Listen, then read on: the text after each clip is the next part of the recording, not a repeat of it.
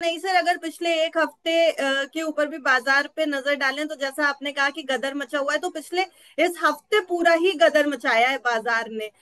जो चाल दिखाई है, हर कोई हैरान है इस समय। अगर इस हफ्ते पर देखेंगे, नजर डालेंगे, तो निफ्टी 4% लगभग ऊपर था, बैंक निफ्टी 3.1% ऊपर था। Metal, defence, energy, PSU, auto शेयरों पर भी बड़ा दाव लगता नजर आया है। बीते एक हफ्ते में किस तरीके से ये खेल पलटा है सर, ये हमें समझाइए पहले। मैं इसके लिए ना चार्ट्स भी शेयर कर देता हूं, और जी। चार्ट्स के जरिए समझाने की कोशिश करते हैं कि हुआ क्या। बहुत ही गजब जो आप बार बार बोल रहे हो ना कि एक बहुत स्ट्रांग तेजी, अब उसको कैप्चर करना तो ह्यूमन माइंड के परे की बात है। इतना आसानी से नहीं कैप्चर होता अनलेस एंड अनटिल आपका ये आपका होल्ड करने का नजरिया हो, क्योंकि आप समझ नहीं सकते कि एक हफ्ते में 1000 पॉइंट्स निफ्टी ऊपर भी जा सकता है। और वो तब जब भारत पाकिस्तान के बीच में इतनी तनाव थे पिछले शुक्रवार को, आज है शुक्रवार, पिछले शुक्रवार को अगर आप बात करते तो लेने के देने पड़े हुए थे। उस समय निफ्टी जो था वो था 24,008 के स्तर पे। उस दिन हमने 23,935 का लो टच किया था, ये वाला वो दिन था। इस तरीके से ये शुक्रवार पिछला, और ये है आज का शुक्रवार जो अभी जो मार्केट में ट्रेड हो रहा है।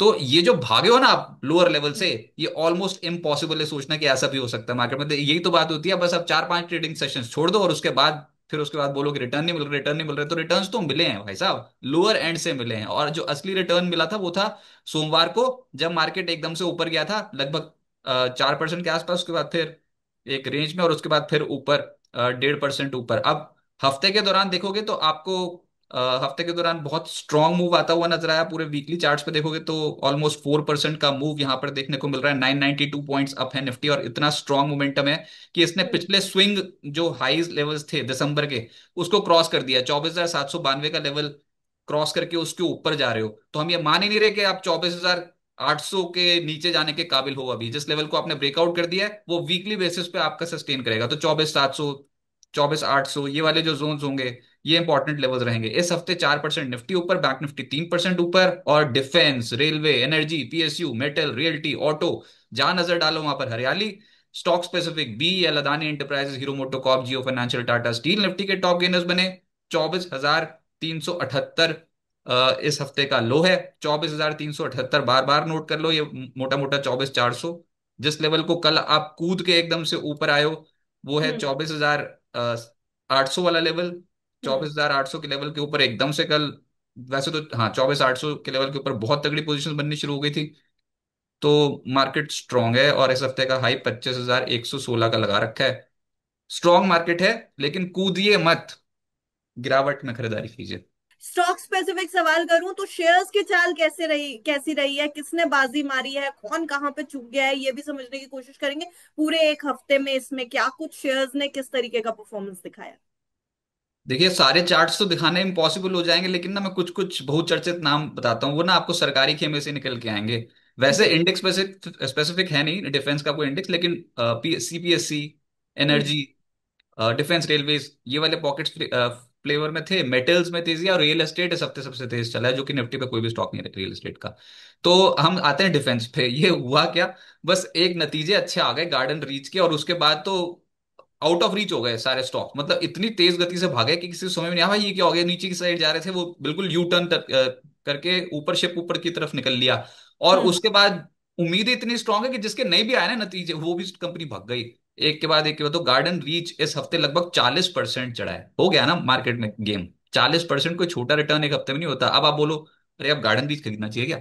40% बाद सोच रहे हो, प्रोग्राम बना रहे हो, तो फिर वो बात नहीं बनती। अब याद करो ऊपर से जब नीचे गिरे थे तो कितनी बुरी तरह गिरे थे। तो एक तो गार्डन रीच हुआ, फिर कोची शिपयार्ड, महंगी वैल्यूएशन है और महंगी ही रहेंगी। ये भी समझ के चलें, डिफेंस कंपनियां अर्निंग्स के बलबूते चली हैं इस बार। ये तब जी। चली हैं जब सीज फायर की खबर आई है, उसके बाद चली है। जो आमतौर पे मानसिक धारणा ये होती है कि सीज फायर हो गया आपके चलेंगी डिफेंस कंपनियां, और हम हम्म। भी नहीं सोच सकते कि सीज फायर के बाद ये होगा। तो सीज फायर के बाद डिफेंस कंपनियों का चलना अपने आप में ही बताता है कि डंका बज गया इस बार। तो जो भी डिफेंस कंपनी थी दुनिया भर में, जिस तरीके का प्रदर्शन वॉरफेयर हमने पाकिस्तान के अगेंस्ट किया है, तो हम्म। बहुत ज्यादा फोकस में रहे हैं। और एक के बाद एक एच ए एल ब्रेकआउट। तो ये सारी जो कंपनियां हैं इसमें जो रिटर्न्स हैं, तो एच ए एल के रिजल्ट्स उतने सॉलिड नहीं थे, लेकिन एक्सपेक्टेशन ही बहुत खराब थी, उसके मुकाबले बहुत अच्छे थे। तो एच ए एल 13%, सबसे कम चलने वाला एच ए एल ये 13%। बाकी तो फिर G R S C 40%, Kochi Shipyard 36%, Zentech 27%, Data Patterns 23%, B D L B M L 19% से 22%, मैचडॉक बी एल, जहां नजर डालो वहां पर डबल डिजिट रिटर्न है। तो ये सेक्टर हो गया। और भी देखना है फिर वो रेलवेज। तो ये तो आज ही चढ़े रेलवेज तो का तो नंबर अभी बाद में आया है, पहले आया था हम्म। डिफेंस का, और अब लोअर एंड से आती है। तो हम बार बार पुस्तक पे कहते हैं ना, लोअर लेवल से आएगी खरीदारी, चैप्टर में नहीं लिखा, बुक में ढूंढ ढूंढ के दिखा देना वहां पर कहीं दिख रहा हो तो। हम्म। तो नीचे से आती है खरीदारी, जब बहुत आशा टूट जाती है ना कि भैया अब क्या होगा, ये तो खत्म हो गया, अब तो बेचो। तो वो लास्ट लेग आप बेचो और उसके बाद कोई और खरीद जाए। हम्म। टीटागढ़ ब्रेकआउट आज ही हुआ, वॉल्यूम्स के साथ रिवर्सल है। तो टीटागढ़ के बाद जो स्ट्रांग हुआ है वो इरकॉन में, आरवीएनएल में, जेडब्ल्यूएल, रेलटेल, ये सब कंपनियां जो हैं, यहाँ पर 25% से 29% के रिटर्न आए। टीटागढ़ 33% बढ़ा है एक हफ्ते में। हम्म। और सरकारी कंपनियां भी तो एकदम से तेज है ना, मतलब सरकारी ठप्पे वाली कंपनियां ही सबसे तेज चली हैं अभी मार्केट में, जो सबसे ज्यादा बीटन डाउन थी, उम्मीद छोड़ दी थी लोगों ने। तो निचले हम्म। स्रोत से हुई है खरीदारी, कोई एक्स्ट्रा ऑर्डिनरी मूव मिल रहे हैं लेकिन सब बीटन डाउन थे, और अर्निंग्स एक्सपेक्टेशन के चलते चल रहे हैं। एनबीसीसी 22% ऊपर है। हम्म। सतलुज जल, एनएचपीसी, बीएचईएल, नालको, सेल, जहां पर भी किसी के पास होते हैं ना लोअर लेवल से आई खरीदारी, पर बोलेंगे ऊपर फंसे हुए हैं, वो बात सही है, लेकिन एक लेवल ऐसा आ जाता है जब पिट पिट के और कितना पिटोगे। तो जी। वैसे वाले लेवल से खरीदारी हुई है, तो सरकारी कंपनियों का तो डंका बज गया है इस हफ्ते। अब आगे की ओवरऑल मार्केट पे क्या रणनीति होनी चाहिए ये भी समझ में आएंगे आप। देखिए मार्केट मतलब निफ्टी को डिस्कस करते हैं। जो तेजी बनी ना वो तो एक तो हम्म। सीज फायर के बलबूते बनी। शुक्रवार को नहीं पता था कि सरकार क्या घोषणा करने जा रही, सब नर्वस थे। तो शुक्रवार के दिन 24,000 के लेवल पे जो अब उसके आसपास बंद होके गए थे ना, तो उसके बाद आप खुले ही बहुत ऊपर गैप अप के साथ थे, 400 हम्म। पॉइंट। उसके बाद फिर वो जो गैप था उसमें भी अभी वो पूरा फुल फिल तो हुआ नहीं, वो लोज भी देखोगे तो मैक्सिमम आपको जो लो नजर आएगा वो नजर आएगा 24,378 का। तो हम्म। और पिछली जो लेवल है वो है 24,164। तो 24,164 से लेकर 24,378 पे तो कोई ट्रेड है ही नहीं। तो ये तो गैप छूटा हुआ है, जब तक ये रहेगा तो हम्म। फिर रहेगा, मतलब आप 24,300 के लेवल के ऊपर ऊपर तो बहुत बढ़िया हो। अब हायर हम्म। साइड पे ना हमारा एक स्टांस है कि ये ऊपर ये एक लेवल दिख रहा है यहाँ पर ना थोड़ा, मतलब 1,000 पॉइंट निफ्टी पे अगर आप और यहाँ से 1,200-1,300 पॉइंट चढ़ जाते हो तो लाइफ हाई पे पहुंच जाओगे। एक हफ्ते में 1,000 पॉइंट चढ़ गए, एक हफ्ता और चढ़ जाओ 1,200-1,300, फिर तो लाइफ हाई पे पहुंच जाओगे। तो बस हम्म। 2 ही हफ्ते का खेल था मतलब मार्केट का, बाकी तो फिर उसके बाद तो मोह माया। फिर तो बस ये एक हफ्ता डॉन ट्रम्प कुछ ना बोले तो बाजार गदर मचा सकता है। देखिए होने को तो कुछ भी हो सकता है। इस हफ्ते 1,000 हो गए तो अगले हफ्ते और 1,000 हो गए, तो फिर तो आप लाइफ हाई के आसपास ही दस्तक दोगे। हम्म। तो ऐसा इतनी स्पीड से जाता नहीं है मार्केट, अक्सर ऊपर वैल्यूएशन का गेम होता है। इंस्टीट्यूशन भी थोड़े फूक फूक के कदम रखते हैं कि जरूरत से ज्यादा तेजी ना होगी, वो हम ये कह रहे हैं।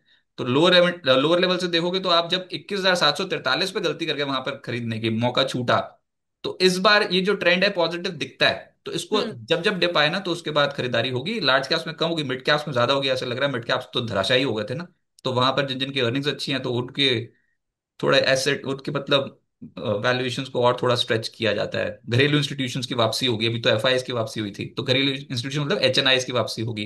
हम्म। हमारा एक स्टांस है कि ऊपर 25,180 का रेजिस्टेंस है छोटा, 25,300, ये दो लेवल्स हैं, 25,180 और 25,300, ये रेजिस्टेंस की तरह काम करेंगे। ये लेवल निकल गए तो जो ऑल टाइम हाई लेवल से जस्ट नीचे कुछ गैप्स छूटे हुए हैं, वो आ रहा है 25,750 के आसपास, और 25,800 वाला जो जोन है, तो हम्म। वो एक टारगेट रहेगा मार्केट का। लिक्विडिटी इतनी स्ट्रांग है ना, यूएस के साथ कभी भी बायलैटरल ट्रेड हो सकती है डील।